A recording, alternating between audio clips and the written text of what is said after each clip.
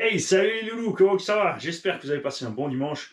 Nous, oui, on a roulé 9h30, 10h jusqu'à 16-17h. On a évidemment tous papoté, tous rigolé ensemble. C'était une bonne petite bande, c'était vraiment bien sympa.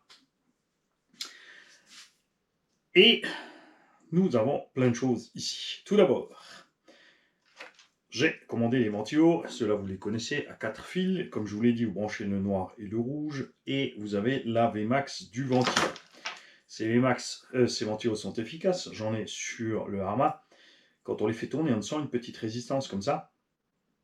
Et il n'y a qu'un seul palier en dessous. J'ai aussi trouvé ceux-là, donc je les ai pris. Ils sont beaucoup plus légers.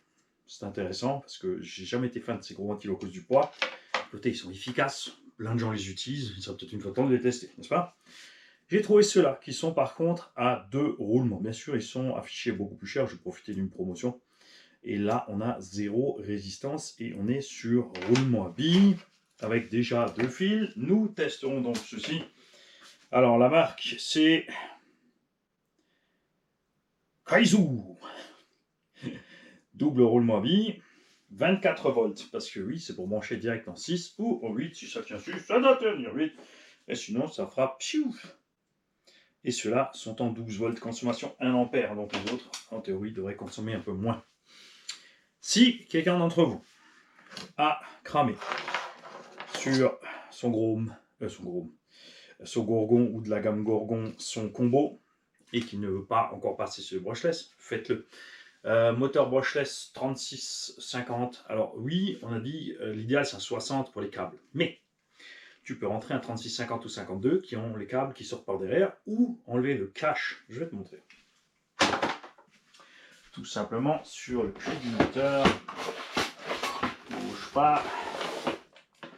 Voilà. Donc, t'enlèves ces 3 vis, d'accord?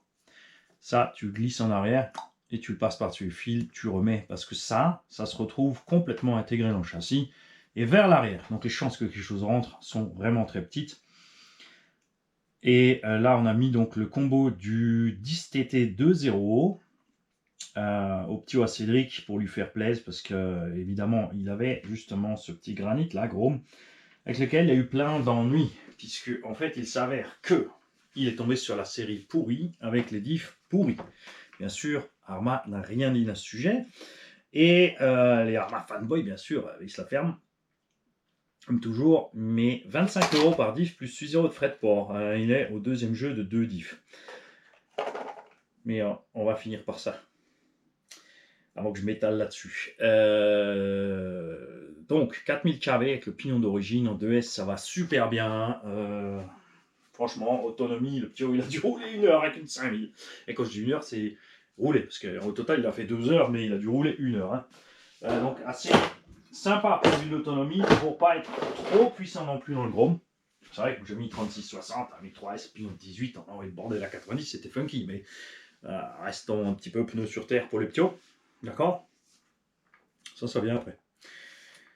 Donc, ces petites séries Grom, Arma, les petits cachotiers, eh ben, si vous allez voir la dernière sortie, c'est-à-dire le Mojave, et vous allez voir la référence du diff, c'est la même référence que cela, sauf qu'il est écrit tout derrière V2. Et vas-y que je t'embrouille, n'est-ce pas? Et vous allez voir la panne de ces diffs sont donc récents, il les a changés, le petit a roulé, et ils ont recassé. Et pour ceux qui posaient la question, donc ça, c'est le Grom. Donc à 140 € charbon. Ça, c'est le petit MGX. Ah, un peu plus petit. Il est à 180 €. Il est plus cher, mais lui, il a une boîte 2. Alors ça sert à rien la boîte 2 en fait. Hein, donc tu vois, niveau prix, là c'est encore plus cher. Et on est toujours en charbon et en mini équipement. D'accord? Mais j'ai clairement préféré rouler celui-là parce que par exemple dans l'herbe, même le tout petit, il va là où tu veux, alors que le Grom, il gambate à droite, à gauche. Et ceci est donc un MGX, un 16e, disponible pour 80 €. Bim, en brushless. 110 à 120 € avec 2 ou 3 batteries, ça dépend des lots que tu prends. Donc avec 3 batteries 3S, j'ai trouvé un lot à, je crois, 120 € pour ce machin. Et franchement, il est juste super. Quelqu'un a demandé ce que c'est comme roue. Ce sont les roues Louise pour Revo 1.16. Je dirais pas que je conseille parce qu'on a énormément de grip. Ça donne un beau look, mais elles sont lourdes et c'est très compliqué à rouler. Et voilà. Je vais te montrer la panne de ce petit Grom. Alors déjà, l'accessibilité Mica de ce Grom est facile. Ça, c'est clair, il faut leur laisser. Tu vires le pare-choc, donc 4 vis, 2 vis en haut, ça fait 6 au total. Bim, tu vires ça. Les 2 vis d'amorto pour avoir de la place. Et 4 vis sur le demi-quartier avant. Et tu as ton diff en main. Et au prix où il est, franchement, je ne m'attendais pas à trouver ça. On a des noix en plastoc Rikiki. Encore ça peut faire le boulot. On a vu, j'ai plein de marques qui arrivent à faire ça et que ça tient.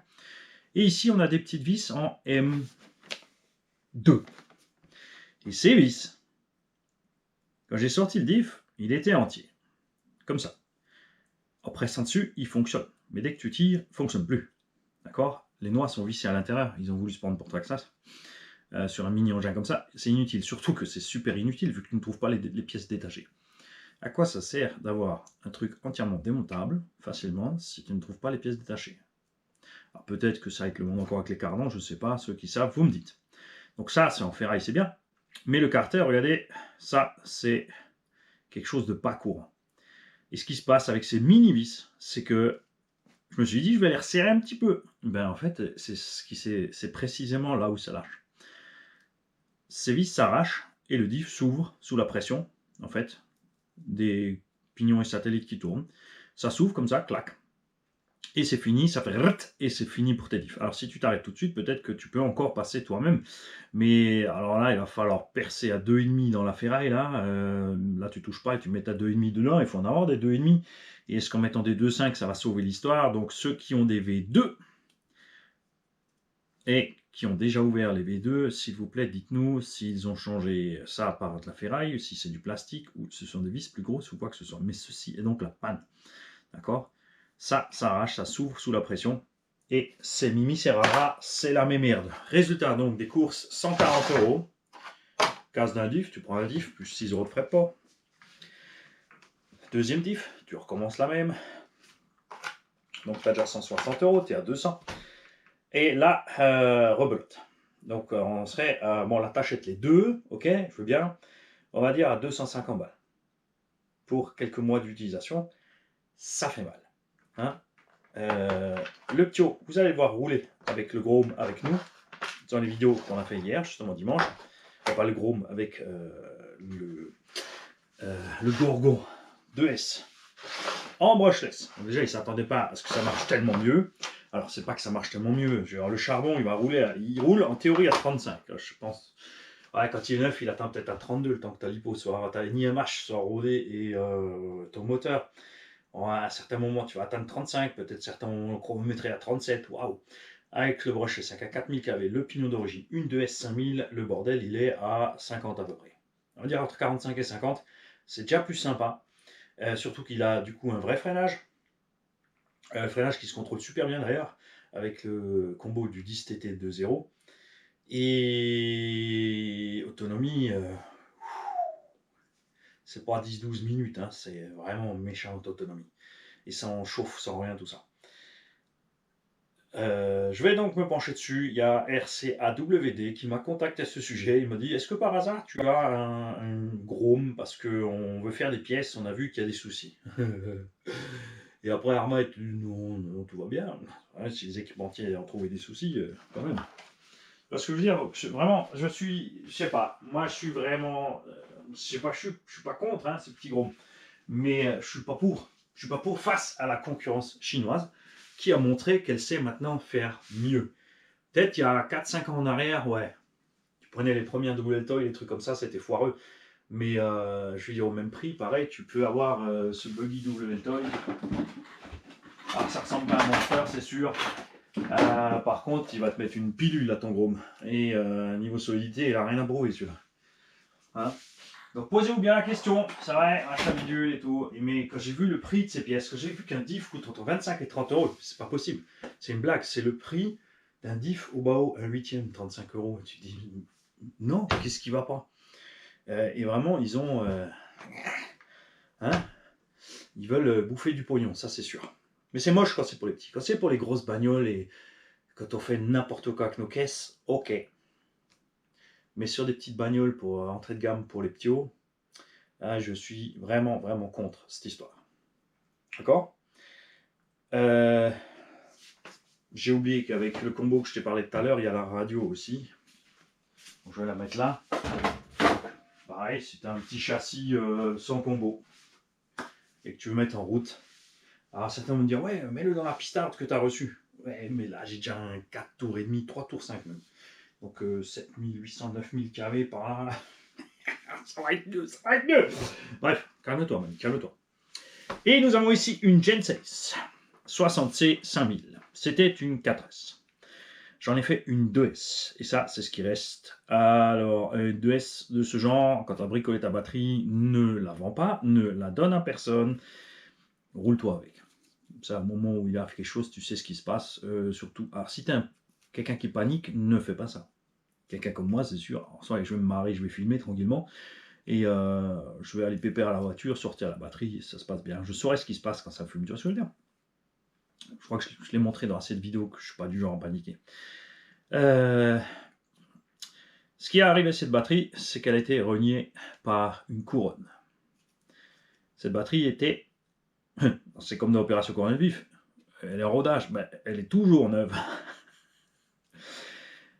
Là, regarde, c'est fini, c'est mort. L'alu a été entamé, les plaquettes sont à l'air libre. Le lithium, plus, ça sent même plus le lithium tellement il n'y en a plus. On a 0 vol dans ces cellules et ça se voyait pas dans l'emballage parce que ça s'est fait niaquer sur le côté. Il y a 4 cellules empilées et les 2 autres étaient de ce côté. Hein. Donc ça c'était en sandwich, mais ça n'a bouffé que ces deux-là. D'accord? Ça se voyait pas parce qu'il y avait l'emballage au-dessus. Donc c'est Warthog qui me l'a ramené. Il m'a dit écoute, regarde voir ce qu'il y a à cette batterie, elle déconne. Je dis écoute, tu me la laisses. J'ai ouvert la gaine et là j'ai vu ceci. Sur le coup, on a vite foutu ça sur l'appareil, on a regardé, on a essayé de mettre en route, mais rien à faire. Mais là, évidemment, c'est clair, tu n'as absolument aucune chance. Et les deux ont été niaqués. Et ça, c'est un gros coup de bol. Parce que, alors oui, c'est un malheur, mais c'est un coup de bol parce que la deuxième a été niaquée tout juste. Tu vois, à ras, un peu plus, et tu avais courju possible entre les deux. Après, donc je te le dis, tu ne paniques pas. Quand tu vois de la fumée qui sort de ton véhicule, déjà tu te mets vent dans le dos, donc tu contournes ton véhicule si le vent vient vers toi, tu te mets vent dans le dos, tu retiens ton souffle avant d'arriver sur place, tu enlèves la carreau soigneusement, tu enlèves la carreau en la gardant vers toi, comme ça si jamais un petit pouf ou quelque chose, ça ferait un minimum bouclier, parce que oui, pour que quelque chose de métallique qui soit expédié par l'explosion d'une lipo qui traverse une carreau Lexan et te niaque la tronche, là t'as vraiment pas de bol, hein. C'est que quelque part quelque chose veut ta mort. Ça peut être quelqu'un qui t'a acheté un sort, si tu crois en Dieu, c'est ton Dieu auquel tu crois, si tu crois en plusieurs dieux, c'est de la faute de ceux-là, si t'as foutu de la merde avec une bonne femme, là par contre tu cherches pas loin. Sans rancunière, je cherche loin en arrière. C'est pas vrai que j'ai quitté plusieurs fois le pays. Alors, ces 60C, je me suis toujours demandé pourquoi elles étaient un peu plus volumineuses que les 50C que nous avions. Et bien parce qu'il y a une plaque en ferraille de ce côté et une plaque de l'autre côté de la batterie. Et de plus, ils ont recommencé à faire quelque chose que certains fabricants de batteries faisaient déjà à un certain moment, ils avaient arrêté. C'est que tout ce qui est contact, bien sûr, est bien isolé avec les mousses, le scotch isolé et tout, est recouvert de colle à chaud. Tout ça est bien planqué là-dedans pour éviter l'oxydation. Alors, ça ne veut pas dire que l'eau n'arrivera jamais sur tes contacts, mais c'est quand même bien planqué. Il faudra vraiment violemment couler ta lipo pour qu'il arrive quelque chose. Là, je peux arracher les plaquettes de décharge comme ça parce que les batteries sont à 0 volts. Si tu te demandes comment faire, c'est très simple. Ne cherche pas de midi à 14. Il y a maintenant des chargeurs sur lesquels tu as la fonction destruction. Donc, ils vont tout simplement vider les lipos. Si tu n'as rien de tout ça, tu branches... Bien sûr, dehors, sur du béton brut, où ça risque rien, une lampe sur ta lipo et tu attends que l'ampoule soit totalement éteinte et ta lipo sera totalement vide, tout simplement. Cherche pas de midi à 14. Ne coupe pas dedans, ne la jette pas dans l'eau salée, parce que qu'est-ce que tu vas faire avec ta sauce après? Quand j'ai vu des mecs sur les forums dire « Ah oui, quand tu as une batterie vide, il faut pas l'amener à la déchetterie, il faut la vider à 3 volts, et ensuite il faut la percer, la foutre dans l'eau salée pour la neutraliser. » Mais ta sauce, t'en fais quoi? Jouez pas aux chimistes, les mecs. Vous amenez ça à la déchette, entre-temps, ils sont largement au point. Ils ont du lithium-ion, déjà du lipo, du tout. Il y a tout qui va à la déchette. Et la boîte qui récupère les batteries sait gérer tout ça, d'accord, hein? Et si ma foi ça pète dans le fût de 200 litres en acier de la déchette, ils ont tout ce qu'il faut aussi pour arrêter l'incendie, hein. Je veux dire, détendez-vous. Jouez pas aux chimistes avec ça. Et certains se diront peut-être, ouais, celle-là on peut peut-être encore la sauver. Non, non. Quand tu vois ça qui sort, je vais te montrer de plus près, regarde bien. Ça, c'est le lithium et les plaquettes dedans. C'est fini, poubelle. D'accord? Là tu te dis merde, c'est pas épais. Et là certains vont dire, ouais, c'est pour ça que je roule des hardcase. Pour le coup du frottement, oui, mais une fois que ça a tracé le hardcase, c'est dedans aussi. Il y a des véhicules comme ça spécialisés dans le niaquage de lipo, notamment Techno RC et qu'est-ce qu'il y a encore, X-Ray. Ces deux-là, je ne sais pas pourquoi, mais la lipo est plus près de la couronne que dans n'importe quel autre type de véhicule, de ce que j'ai vu. Enfin, sur certaines anciennes X-Ray, les nouvelles maintenant ça va mieux. En 1/8, je parle. Buggy, shortcuts, tout ça machin. C'est vraiment, tu te demandes. Le moins de choc où le bac à lipo bouge un petit peu, la lipo va se promener dans le bac, dans la couronne, et ça c'est vraiment super nul. Bien. Tout le reste, on le fera ensemble, puisque j'ai cassé une petite pièce sur le Team Magic. Comme dit, c'est toujours aussi cool à rouler, mais on a toujours les mêmes problèmes. Et c'est assez étonnant qu'il n'y ait toujours pas de pièce à lui renforcée à ce niveau-là. Et ces mêmes problèmes viennent de toujours le même endroit. C'est ce bras supérieur qui a été trop renforcé. C'est n'importe quoi. Les vieux en flex étaient beaucoup mieux, mais tu ne les trouves plus. Méfie-toi, tu vas trouver des photos sur lesquelles il y a le bras flexible dessiné, c'est-à-dire celui qui n'a pas le croisillon dedans. Tu vas payer, tu vas prendre ça et tu vas recevoir le nouveau. Tout simplement parce que c'est un problème de photo. Ou alors il faut vraiment contacter la boutique pour te renseigner. Donc ça on fera ensemble. Parce que on va accéder à cette pièce et tu vas voir que des fois on râle avec l'accès Mika, mais on dit oui c'est pas rapide. Mais là, si je me souviens bien, c'est vraiment pas rapide du tout. Donc on fera ça ensemble. Il sera grand temps bien sûr aussi de remettre en route le HPI Savage Flux. Je me suis décidé donc définitivement pour mettre le boîtier diff central à bord. On fera encore des essais avec d'autres ressorts pour être vraiment bien souple. Je rappelle que j'ai des amortos de Arma Creighton 4S arrière, donc tout auto. Puisque les Teflon Big Bore, le prix avant les payait 95 €, ils sont passés à 150, 170 €. Hein? Ça tourne pas rond, ça tourne pas. Et là, on a quand même des tiges assez balèzes déjà sur ces amortos par rapport à ces amortos HPI Teflon, même s'ils étaient en titane déjà, c'était balèze. Personnellement, je n'en ai pas pété. Et j'adore l'amorti, mais 170 balles pour les 4 amortos à la 8e, non. Nous ferons aussi l'opération donc de démontage total du Obao MTX. Après, donc, bon, il n'a pas atteint les 50, hein, mais on a forcé. Évidemment, on a forcé, donc là, on a claqué le diff central. On pourrait juste sortir la boîte centrale, mais on va profiter, on va tout faire. On va le mettre en pièces, on va l'ouvrir et on va checker ce qui se passe au bout de ces 25 packs. Parce que figurez-vous que le Corali Kagama aussi n'a que 25 packs, et lui aussi, enfin, je ne sais même pas s'il a atteint les 25. On est bon pour démontage. Nous avons donc déjà 4 autres amortos, 2 autres toiles, les autres cales de train. Les jantes d'origine ont foiré. Et donc pas de mon fait, il y en a plein qui ont eu le problème. Et voilà. Donc, du boulot. Nous allons réviser, on va nettoyer, on va checker, on va faire pareil, on va ouvrir le Arma crocheton de la famille Canon. La famille Canon d'ailleurs, elle joue à toutes les tombolas depuis, ça fait des années, je peux vous le dire. Hein. Elles étaient toujours assidues dans les commentaires, surtout maman. Pour les jeux, et là ça fait un moment qu'ils jouent et j'ai pas réalisé que en fait c'est la sœur du frère qui a gagné cette fois. Donc, le seul de la famille qui n'a pas encore gagné quelque chose ici, c'est le papa. Maman a gagné, une des filles qui a gagné, il y a le fiston qui a gagné, et puis le papa, il n'a encore rien eu. Hein? Ça, c'est marrant. Bon, ça va, il a le droit de les entretenir pour tout le monde. Donc, on va s'occuper de ça ensemble. On va préparer aussi le Hobao Hyper VS. Donc, je vous ai dit, on fera une vente à petit prix. Là, on a roulé quelques fois avec. Tout va bien. On est au poil. On a réglé les huiles comme on veut, les suspects comme on veut. Je suis content. Donc, on va le nettoyer complètement, bien évidemment. Je ne vais pas le vendre crado. Hein. On va vraiment le faire propre. Il y aura des roues TT, des roues pistes, les roues d'origine. On verra s'il me reste. Bon, un filet, est-ce que ça vaut la peine un filet? Non, mais j'ai déjà mis le ventilo, le radiateur, tout ça. Donc, comme dit, le prix de vente sera à peu près 300 €. Il n'y a pas un qui réagit là. J'ai dit 300, ça fera 300. Tout simplement. Je l'ai acheté 300, je le revends 300, mais des trucs en plus. Tout simplement. Et.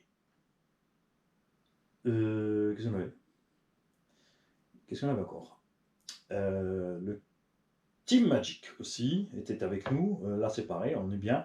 Je vais acheter, parce que Vincent nous a signalé, un abonné de longue date aussi, que la seule chose qu'il n'aimait pas sur Steam Magic, c'était le prix exorbitant des pièces, surtout les pièces options, et les ressorts trop durs. Alors moi, j'ai triché un petit peu. Je vais vous montrer là, on peut faire une vidéo spéciale pour ça. Moi, bien sûr, j'ai dit à Vincent, bah non, ça va, mais il a raison, évidemment. Et vous savez que moi, j'ai toujours besoin de taquiner. Au lieu de fixer les abortos là, je les ai mis là. Du coup, tu vois, ça va mieux. À l'arrière, j'avais un peu trop de garde-sol, surtout avec les crampons, avec les picots, ça sera laissé sans problème avec les crampons. On a eu tendance à béner. J'aurais dû serrer tout simplement les vis de butée de suspension pour empêcher l'arrière de monter et donc bloquer la garde-sol maximum. Parce que c'est à ça qu'elles servent ces vis. À brider la garde-sol max. Tu vois, si je bloque les vis, hop, je suis ici. Je les serre à fond, je suis en bas. Et après, quand je lève ma voiture, elle monte là. Donc j'ai donc bien bridé ma garde-sol maximum. Ne confondez pas, s'il vous plaît. C'est très important. Bon, ça va rentrer quand même. Donc je vais sûrement commander des ressorts un peu plus souples pour celui-là. Et j'ai enfin réussi à abîmer un truc sur l'extrême VTE2. Oh, ouais, je te jure, j'ai bouffé autre chose que le pneu. Enfin, ça y est. On va, pareil, l'ouvrir. On va en profiter pour enfin installer l'autre kit de roulement et la refaire tout simplement. On va la rafraîchir. Hein. Donc souvenez-vous, on avait tordu une petite tourelle à l'arrière, restant accrochée dans le portail du Super U Location. J'ai déjà la tourelle, mais je l'ai jamais mise parce que moi j'avais adressé un peu avec la pince et puis tu vois, ça marche très bien. Je suis vraiment content de cette caisse. C'est la V1, mais j'ai pas de problème de tuning de route, même sans aileron. C'est vraiment, moi je m'éclate comme un cochon avec cette caisse, je suis super content. Et là je l'ai cherché. La vidéo arrive, vous allez comprendre pourquoi ça a lâché. J'avais avec moi le 10TT20 que je voulais tester avec les Vidjo 2 sur les jantes à offset. Sauf que Mani il n'avait pas emmené la radio. Alors oui, j'aurais pu vite mettre une autre radio, puisque figurez-vous que j'ai même mis dans ma sacoche des récepteurs Spectrum au cas où. J'ai toujours le Spectrum avec, donc j'aurais pu vite binder un truc. Mais c'est pas grave, on ira à part. De toute façon, on s'est amusé avec tout le reste. Il n'y avait pas besoin. On a aussi fait un tour encore avec le DR8 et les roues Coralis Sprint. On va continuer ces tests jusqu'à ce que ces roues Coralis Sprint, je sais pas quoi là, soient RSA là, soient bouffées. Et on fera donc le compte des runs. Sachant que je ne fais pas des runs de 10 minutes, hein. On en fait des runs de 20, 25, 30 minutes, hein, selon le cas, avec cette machine. Ils ont déjà donc tourné sur du Mojave 4S, sur du Mojave 6S et sur le DR8 sans le moindre problème pour l'instant, sauf quand il commence à faire un peu chaud. Et le dernier point du jour est ceci. Nous avons ici, je te montre d'abord ce qu'il y a avec, une superbe carrosserie. Elle est belle, on peut dire ce qui est. Le rose fluo, ça pète. Ah, vraiment. Ce que j'aime pas, c'est le pastel, mais ça pète. Avec le noir, c'est magnifique. Tu vois, une lingerie rose fluo sur une black, c'est beau. On va pas dire le contraire, quand même. Hein? Alors, la notice. Quelques pièces d'origine, tu vas comprendre pourquoi dans quelques instants. Ah non. Ah, c'est René. Ceci appartient à tonton René. René, il abuse. Nous avons ici un kit de fixation RPM pour mettre la carreau autrement que ce qui est prévu par Traxxas. Et donc les pièces d'origine, la notice, tout ça, tout ça. Je vais te montrer ça là-dessus. Donc, il y a un rail à glisser dedans, il y a une autre tourelle avant. Et derrière, tu as deux verrous qui fonctionnent en sens opposé. Avec les petits ventilos ici. Il faut tourner tout le ventilo pour tourner le loquet. Donc ça fait un peu de poids en haut. Il y a l'attache qui est en haut. De l'autre côté, ce ne sera pas plus compliqué à rouler qu'un Slash qui a le système OBA à bord. D'accord. Cette carreau est entièrement et totalement neuve. Il y a la radio d'origine avec sa petite sacoche de transport. Il y a une housse de transport Robitronic toute neuve. Il y a 4 roues BF Goodrich qui ont servi une fois ou deux avec les bedlocks. C'est un peu plus lourd, ça contrebalance du coup les fixations en haut, c'est peut-être pas plus mal. Et dans la sacoche, le truc principal que je voulais vous montrer, c'est un track slash Ultimate. Donc LCG, pas encore les toutes dernières générations. Donc tu déverrouilles, tu fais un demi-tour ici, tu fais un demi-tour là, tu sors du système, tu recules. La carreau a quelques rayures parce qu'elle a servi quelques packs, mais pas beaucoup. Hein. Je sais pas si ce machin il a passé les 3.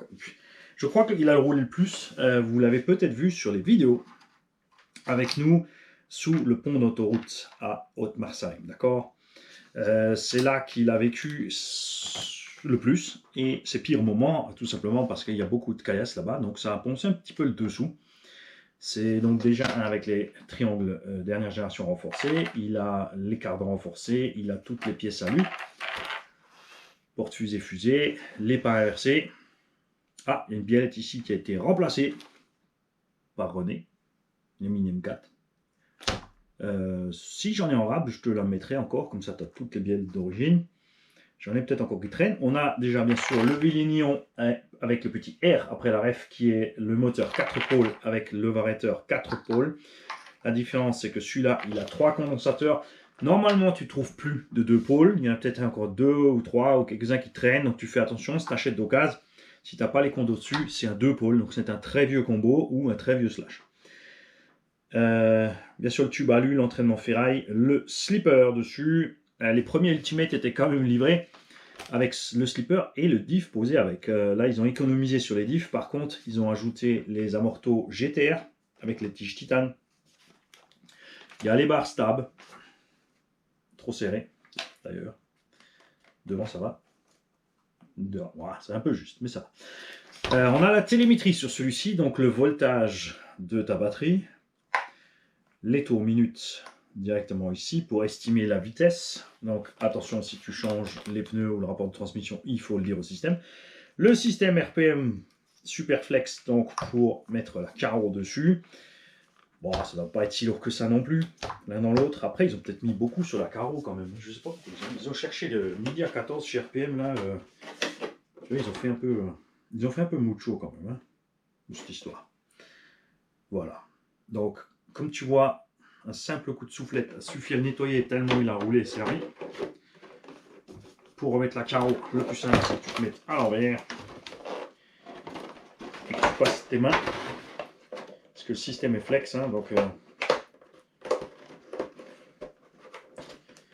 voilà. Alors René, il a fait des petits repères, ce qui est très malin parce que sinon tu sais pas dans quel sens il faut tourner pour sortir le disque. Voilà. Donc deux carreaux, les deux équipés du système RPM, deux trains de roues. Regarde, on a toutes les rainures. Donc, je crois que la première fois que ces roues d'origine ont roulé, c'était aussi sous le pont de Haute-Marsheim il y a 2-3 semaines là. C'est donc le châssis LCG. Personnellement, hein, j'ai toujours un faible pour le châssis plus haut au centre, hein, c'est pour ça qu'on va préparer l'autre. Parce que tu passes mieux dans le gros tout-terrain. C'est vrai que le LCG est plus facile à rouler, c'est clair, il n'y a pas photo. On est quand même 3 cm plus bas sur toute la partie centrale électronique. Donc ce qui le rapproche des autres des autres shortcuts qui sont sur le marché. Mais moi, je préfère vraiment la partie plus haute au centre. Slash 4x4 standard avec le châssis plus haut passe tranquille dans la forêt, on roule, où les châssis bas ont vraiment du mal et frottent sans arrêt. Ce serait le même cas justement sous le pont là-bas avec la châssis haut, ça passerait mieux. Alors René aimerait vendre cette machine et encore une autre parce que il veut, vu les terrains qu'on a, il a dit oui c'est vrai que des engins un peu plus gros ça sera mieux sur ces terrains-là. Pour acheter cette voiture, c'est très simple, tu me fais un mail à rcgarage68@gmail.com. Bon. Tu regardes ce que ça coûte un Slash Ultimate. Tu vas voir que c'est dans les 580 € facile. Au départ, je crois même qu'ils étaient à 650. Ah oui, mais c'est oui avec la télémétrie parce qu'il y avait, attention, il y a le Ultimate et il y avait le Platinum à l'époque. Ensuite, ils ont fait plus que le Ultimate avec toute la télémétrie et le bordel.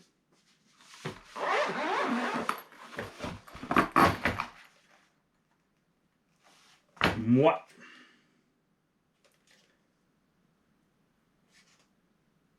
je vais, regarde, te filer le module Bluetooth. Ah, check ça. Ça, tu prends pas en compte dans le prix. Hein. Ça, c'est cadeau. D'accord? Ça, c'est cadeau. Et je vais t'ajouter. Bouge pas. Est-ce que j'en ai encore une par là? Alors. M. J'arrive. Ne t'inquiète pas, je n'ai pas disparu. Je te laisse pas tomber. Il faut juste que je regarde laquelle est la bonne. Ça, c'est du X-Max. Ça, c'est du Mini Revo.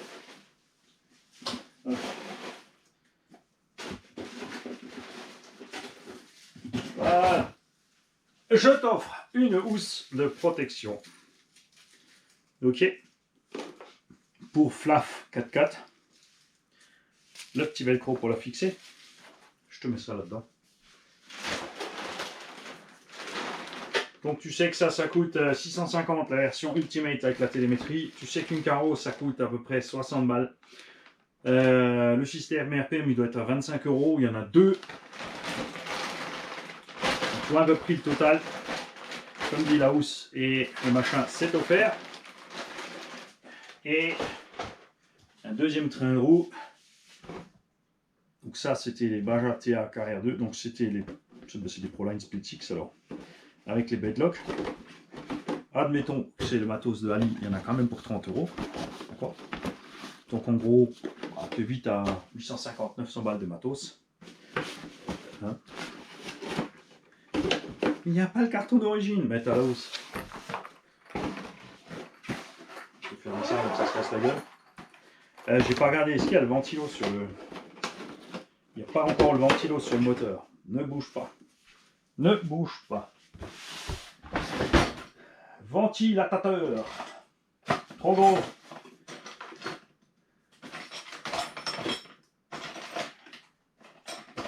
Bon, je verrai. Trop petit. Ah, il est bien celui-là. Voilà. Allez. Ventilateur. Bouge pas. C'est pas fini parce que, évidemment, si tu prends le ventilateur comme ça, on va avoir un problème. Où ai-je mis le petit sachet avec les grilles? J'arrive.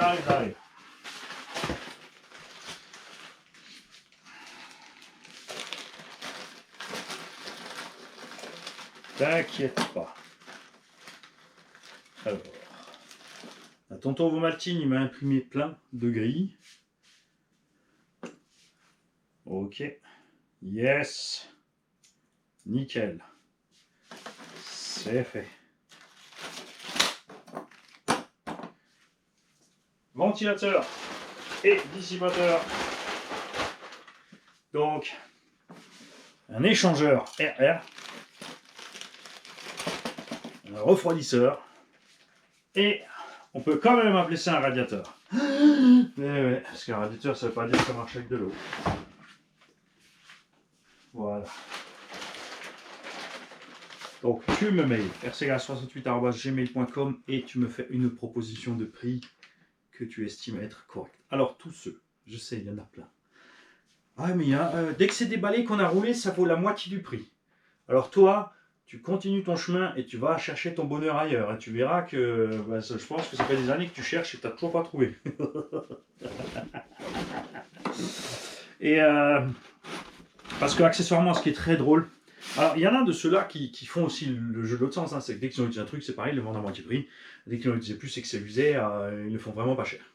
Mais il y en a plein, des comme ça que j'ai croisés depuis tout ce temps qu'on fait la chaîne, que je fais de la RC, qui te disent ah oui mais bon la moitié du prix c'est correct si ça a déjà servi 2-3 fois, mais c'est les mêmes qui te vendent la voiture poncée, rincée, un an ou deux après, toujours à la moitié du prix. Et quand tu leur dis mais pourquoi tu la vends à la moitié du prix, tu l'as acheté déjà à la moitié du prix? Parce que moi je me souviens, c'est moi qui te l'avais vendu. Oui mais bon c'est les pièces de rechange et les pièces que j'ai mis dedans, mais tu les as bouffées tes pièces. Donc tout cela, vous passez votre chemin, vous le laissez tranquille. De toute façon, même à la moitié du prix, ça va vous faire mal au cul. Hein, on va pas séparer le lot parce que c'est pas pratique. D'accord. Donc, ceux qui veulent un slash ultimate, LCG, télémétrie, ventilé, double carreau, double train de roue, en super état. Et ben, vous me mailez, vous me faites votre proposition, ne vous en faites pas. Si vous proposez trop, ceux qui jouent à ce jeu-là avec moi depuis longtemps me connaissent, le savent, et pour vous le dire, effectivement c'est vrai. Si tu arrives et tu me dis ouais je te donne 7 ans, je vais dire mais t'es à la masse, 700 balles tu peux acheter du neuf. Et je te donnerai un prix en dessous. Hein, puisqu'on a bien sûr notre idée de prix déjà, c'est pas la mienne, hein, c'est la machine à rouler. Et son idée de prix est tout à fait correcte. Et si tu te dis pas assez, bah, je te dirais qu'il faut remonter un petit peu, c'est tout. Hein. Je veux dire, faut pas rêver, tu l'auras pas à 300-350 balles. Déconne pas. Hein, puisque pour 350 balles, tu as un. Ça suffit ici maintenant pour un Pro 4 SC. D'accord. Mais c'est pas la même bécane non plus. Hein. Et tous les autres, ça a décollé à la verticale le prix. Donc il y a des machines comme ça au cas en super état, ça vaut le coup. En plus, tu es tranquille, tu sais d'où ça vient, je l'ai en main, je vais la checker, je vais la contrôler. Je vais installer le refroidisseur si tu veux pas le faire toi-même. Je peux te souder une autre prise sur le combo si tu veux une autre prise. Le module que je t'ai filé avec, perso, je te le file avec, mais je dirais, l'utilise pas. Pour une raison très simple. J'ai une sainte horreur de ces modules. Je vais t'expliquer tout ce qui peut t'arriver comme merde avec ce module, et c'est arrivé à René. Ça lui a coûté un récepteur. Le récepteur est là, dans la boîte Rest Electro. Il démarre son X-Max et sa radio, parce qu'il a le kit d'éclairage complet sur le X-Max. Donc il démarre le téléphone, qui lui dit il faut faire une mise à jour du truc, du système. Il fait la mise à jour du système, boum, radio plantée, fini. Récepteur qui clignote, mort. Il y a d'autres qui l'ont fait, c'est la radio qui ne voulait plus rien savoir, bloqué. Et d'autres, c'est carrément le vario qui s'est bloqué aussi, il ne voulait plus rien savoir. Donc là, il n'y avait que le récepteur, mais que le récepteur chez Traxxas, ça coûte quand même, je crois, 40 ou 50 balles un récepteur. Je sais qu'une Dumbo entière, ça coûte 27 € à l'heure actuelle, d'une Dumbo de base. Même la DF350 est en promo à 45 € avec un récepteur. Ah, ça fait mal le prix du récepteur Traxxas. Après, bien sûr, c'est un problème quand tu as justement le kit de LED, des options de la télémétrie dessus. Tu es obligé d'avoir le récepteur Traxxas pour profiter du bordel. Donc moi, je te le file avec. Tu en fais ce que tu veux. Si tu mets que ça foire, ne viens pas râler chez moi que ça a foiré. Je t'ai prévenu, c'est la roulette russe. Cette histoire de module, c'est vraiment super méga chiant. Et c'est un des aspects le plus détestable chez Traxxas. On n'aime pas les prix.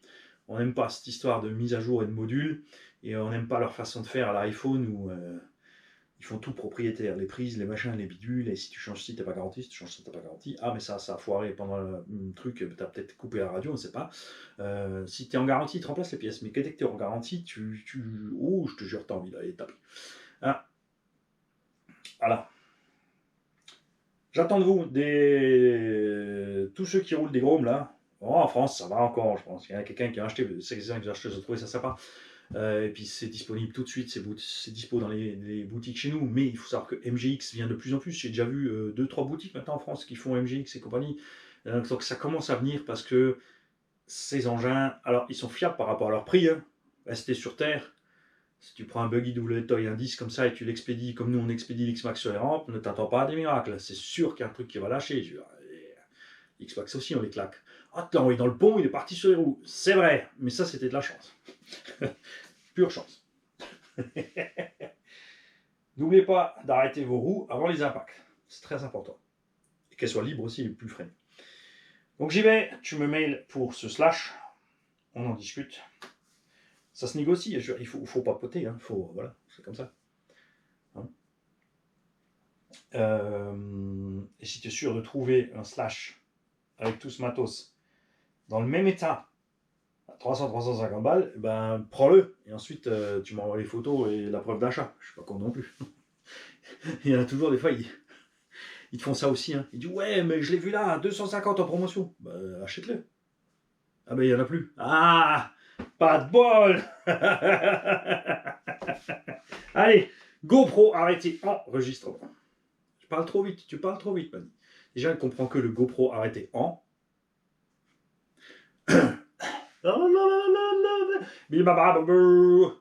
GoPro arrêté en. GoPro arrêté enregistrement.